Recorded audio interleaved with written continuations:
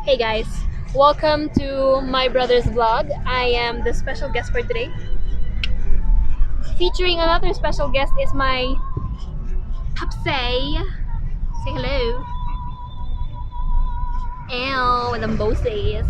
And then guest number three is my Mudra. Hello Mudra. Hi.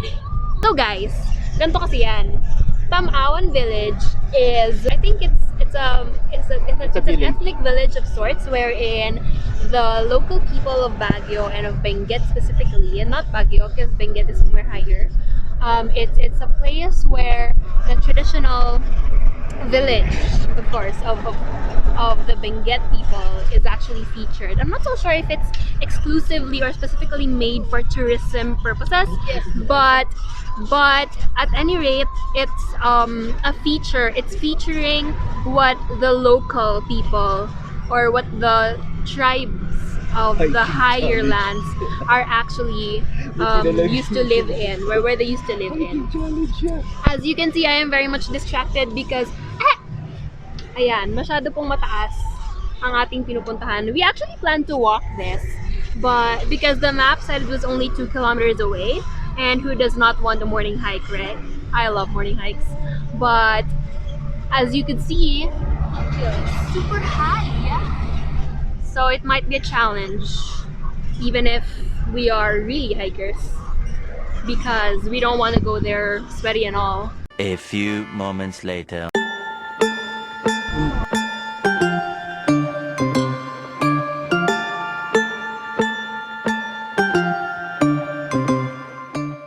Later.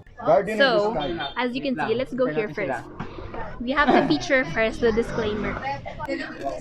Apparently, the Tam-awan village is a trail. So the village trail was designed to adapt to the natural mountainous trail of the Cordilleras. Therefore, this is more of like an imitation of what it's really like to be in the Cordilleras region, which is way up higher, I assume. So there. A few moments later. So if you see this, you would think that it's a house, but it's not a house. According to the description, this is what you call alang or alang. I think it's alang, which is the Bontoc rice granary. Back in the time where rice planting is our major source of income as a country, people think of rice as a very important field where they have to really take care of it. And of course, being paganistic in history and in our background, they built what you call an altar of sorts for their god, for their rice god who is Bulul, or yun yata yung tawag nila sa rice god nila. So this is what you call the alang, and that's where they put their bulol to sort of like preserve and protect their harvest. So this is very important for them. A few inches later.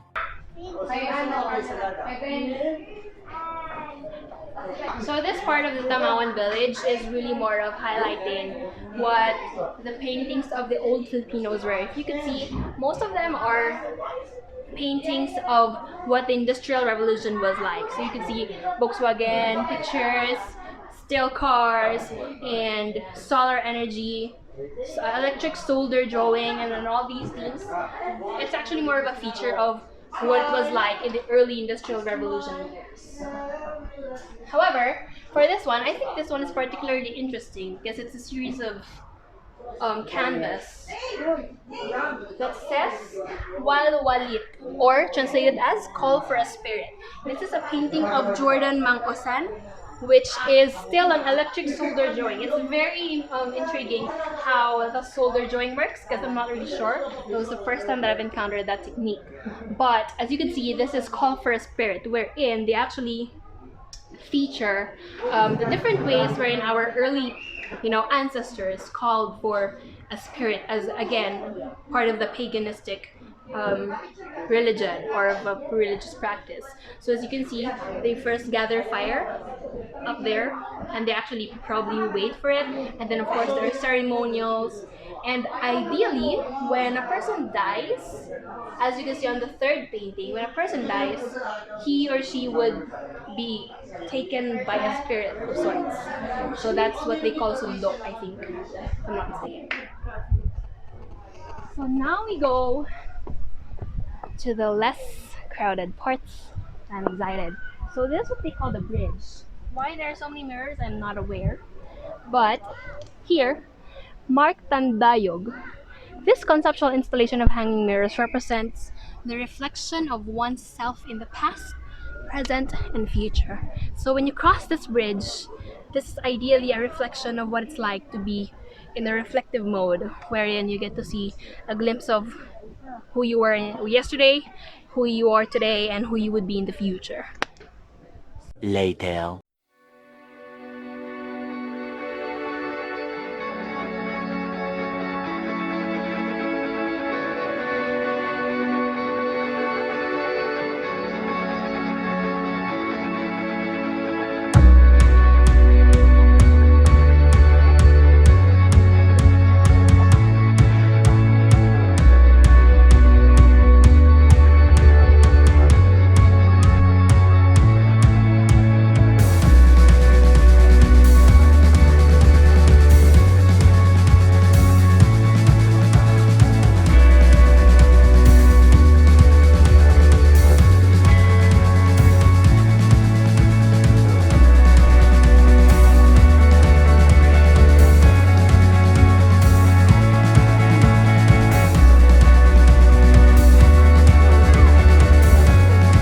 A few moments later. Hey guys, welcome to our view deck number one, where evidently you get to have a good view of what it is to have the forest right before you. It's very interesting to note that there's a road just right beside the forest, which is more of like, for me, it's more of a combination of urban and nature all at once. Later. So as you can see, we really have a nice trail here, and it doesn't really follow just one single direction. You can see that they are well planned out so that majority of the crowd would be scattered all around the trail. And that's really a good thing for me, because imagine if all the crowd that you saw earlier were all just here with us, then that's going to be so chaotic and so noisy. But as it is, the trail is widespread enough throughout all the area, so that few people here and there would get to encounter each other, but then they'll have time to really just appreciate the trail as it is, in quiet and by themselves. Meanwhile. Hey guys, so I have with me here fellow tourists. Ayan, Ayan, hello po. So, Hello. saan po kayo galing? Sa Sa Manila. Manila. Manila din, okay. So, ayun, ano po ang tingin nyo dun sa trail ng Tam-awan Village? Nakakapagod ano po siya? ba? Sobrang nakakapagod. Madulas. Konti lang. Para sa katawan ko. Konti lang. Hindi naman yung Hindi na sakto lang naman. Tingin nyo po ba ganito rin talaga kahirap yung sa Cordillera? Sabi kasi sa baba, di ba, parang ginaya nila yung dun sa totoong yung nasa rice talaga na field. Mas matindi yun. Mas matindi pa. Kasi sa picture pa lang talagang ano mo na eh. Tsaka mainit Matarik, yun no? eh. Oo. Mainit. Oo. Ito kasi kahit na akyatin, sa ilalim ka naman ng puno dumadaan. So, sa Cordillera, para makita mo plain siya pero sobrang Matarik po. although pag ganyan-ganyan naman ang akyat doon. Yung ganun. So there, nag-enjoy sila. Ilang stars po ang bibigay sa trail ng Tam-awan Village? 4/5. 4 out of 5. Depende daw sa pagod, guys. Oo, sa akin Pag hindi. sobrang napagod ka, 1 star lang. Ako masaya ako. 5 star. 5 stars. So, salamat po. Okay. A few moments later. Guys, it makes me so miss my hiking days. Like, please take me back to scouting. So, we are here in what we call the Dupligan house. According to the description, this is the fertility hut wherein a married couple, after a year at least a year of being unable to get a child or to produce a child, they would live here. They would reside here in the hopes that when they prayed to the fertility god and when they live in a fertility hut, they would have a child, and that their answers for that their prayers for a child will be answered. I remember when I was in second year college, when I was having my Philippine literature, there was this short story wherein a couple who lived in a tribal group who was not able to bear a child for like 3 years now, 3.5 years or something. And then it's called Wedding Dance, by the way. So if you know the story, then you would be able to relate to me. After 3 years, I think 3.5 years even, because that's 7 harvests, and we know that harvests occur like twice a year. So that's 3.5 years. After that, they're still childless, and at that time, when when a husband and wife cannot have a child, it's always the girl's fault. It's always the woman's fault. And so what the man ended up doing is that even though he loved his wife, he broke up with her and he separated with her to get married to another girl. And but so that's it. Perhaps they also had a fertility hut and perhaps they also lived here. Who knows, right? But in that story, the wedding dance, um, it ended up that somehow the girl ended up having no one and had to go back to her original family, and then the man actually ended up marrying another girl. That's it. A few moments later. Hi guys, so we have here friends coming from Benguet, and let's introduce them first. Ano pong pangalan niyo? I'm Fernan Jimenez. Fernan Jimenez. Si ano pa? Ako po si Daisy Angkol. Daisy. Hello, Grace. And Grace. Okay, so pwede niyo po ba explain sa amin ano po yung ibig sabihin ng traditional clothing ng Benguet? Tama ba? Benguet people. So ano po ibig sabihin ng mga, may significance ba to? Cultural significance? Historical? Unang-una sa lahat, nagagamit na to noon pa man, kaya we don't call them as a costume. Clothing. Yeah. Pero we call it attire. Okay, Kasi attire. ngayon is meron ng mga protocols from the NCIP na nagsasabi na ito ang bawal mga ganito, ito dapat ang dapat gawin. Mga bagay na yun. And number one na representation ng bawat ethnic-linguistic group. Kasi hindi namin ginagamit yung tribe. Noon pa man kasi is, kumbaga taga Benguet ka, tatawagin kang from Ibangguet, from like that. Pero pag Mountain Province ka, Mountain Province. Walang specific na anong tawag doon, parang kumbaga tribe, parang Okay. wala pong ganun. Depende sa lugar. Yeah, nakadepende sa lugar and sa pananalita, kasi ang daming klase ng pananalita sa Benguet, which is isang identification kaagad pagkakit mo ng attire.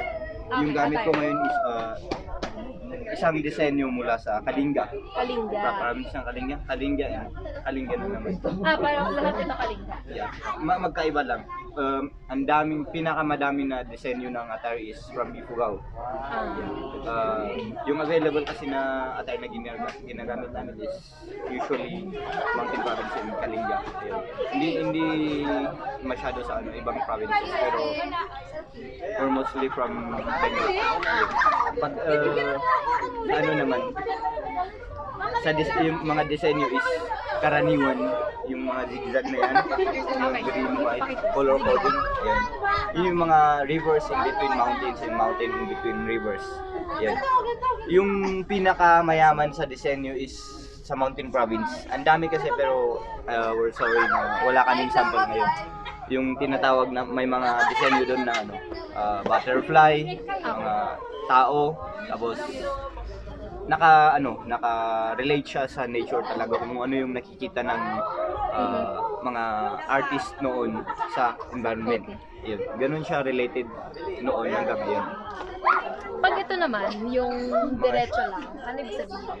Parang medyo, ngayon is parang inversion of colors lang kasi. Hindi siya masyado right, sa, kumbaga, implication ng design. Symbols, Parang nakatoka siya sa combination ng color lang. Kaya mas magkita mo yung parang pinong-pino siya, yung pagkahabi talaga.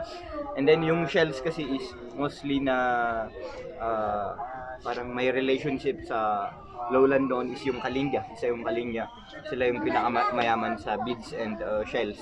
Kumbaga, ito yung isang sinyales ng barter change noon pa man din.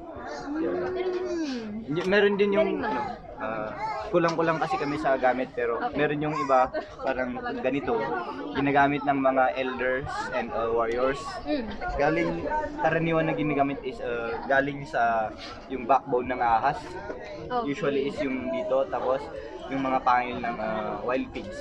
Pero ito kasi pangil din po ng wild pig pero from another country kaya medyo malaki siya.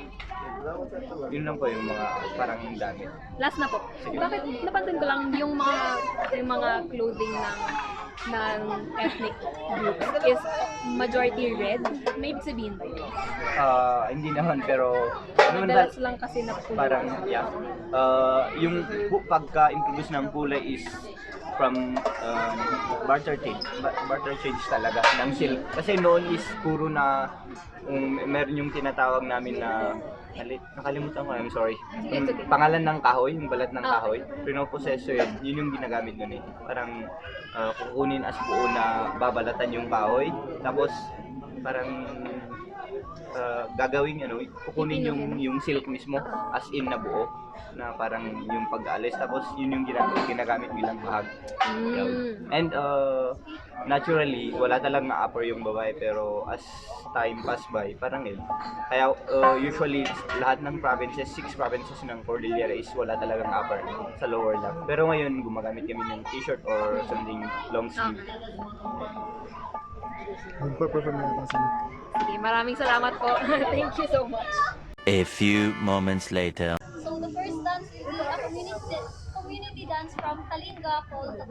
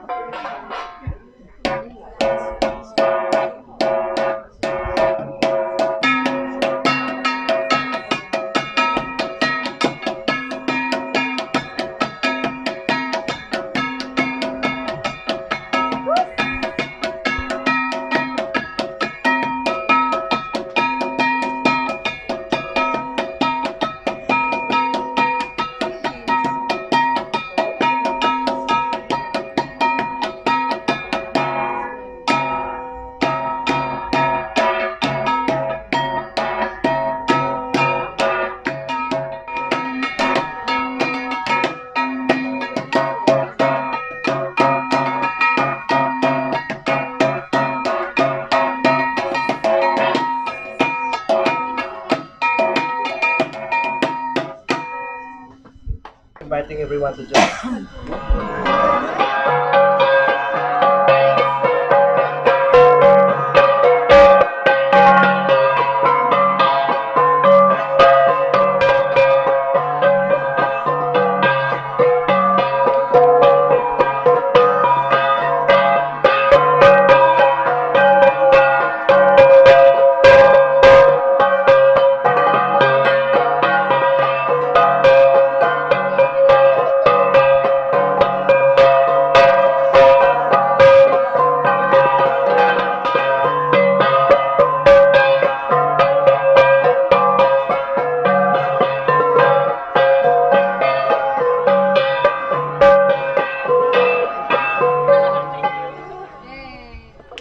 So guys, there you go. That's our Tam-awan village experience. Right from the very description down below up to the trails and to the stations where they have to feature all of the arts and the culture of the higher lands. And I have to say that my highlight is of course dancing with the people who would be supposedly representing the dance that are about their ethnic community. And it was very embarrassing, but YOLO, right? We're going home. Goodbye, guys. A few moments later. So, um, rating my Tam-awan village experience, I'd rather say that it's a really interesting imitation or adaptation of the original trail up in the Cordilleras. Although, disclaimer, I personally have never been there.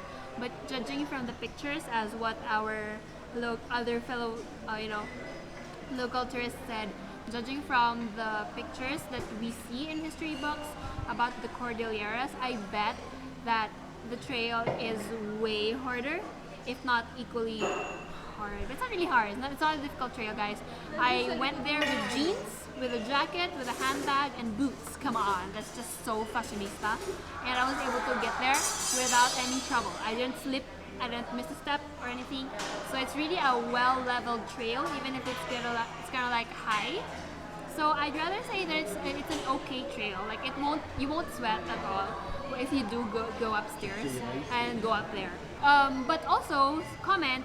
I think it would be nice to go to the Tam-awan village and go to the trail if it's not peak season, because the only thing that I had against it is that the people and the interaction with other fellow tourists, it kind of like disrupts and causes discontinuity with your connection with nature. Like it would have been nice to be there all alone or just quietly videoing and vlogging on your own. But because there are a lot of other people there, it kind of like becomes a tourist spot, which it is.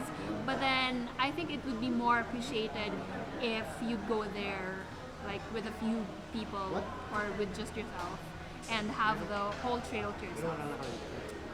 So there, if I would rate it, I'd rather kind of like say that it's maybe 4. 4 out of 5 stars is okay, considering that that its main purpose is to awaken and to make other people aware of the arts that are coming from the highland. I was thinking if they could have probably add more galleries up there, especially if you're already at the peak, because there's nothing in the peak except like the chairs. But then I was thinking also that probably that's really the point. That's for them to just see the 365 degrees. Was it really 365? I'm not really sure. Okay, so we're like ordering our lunch here at the 465 buffet restaurant. 4, 5, 6. Oh, I don't know how to count. Ha ha ha. Anyway, so there. I was just thinking maybe they could add more galleries up there or even down below, especially for those people who couldn't, take up the challenge and climb up higher. So probably that's one thing that they could do. Or they could also have stations of galleries as they go up, so that people will probably be more encouraged to go up higher and higher up the trail until they reach the peak. That's not really the peak though. It's just like the end of the trail. Because I could also see like higher places to go to, but then the trail is not there anymore. So come on, who would like to go to the unknown? I haven't seen Frozen 2, but who would like to go into the unknown except Elsa? Okay, so there. If you like this local tourista, and if you like this channel and this video, please give me a thumbs up and do subscribe to my brother's channel, because it's not my channel. I'm just, Apple. So there, please do subscribe, and I don't know, do you have a link below or whatever? I don't know. Just, okay, so that's my Tam-awan village experience just right here, right now at Baguio City and Benguet. Miss Mambiar, signing off.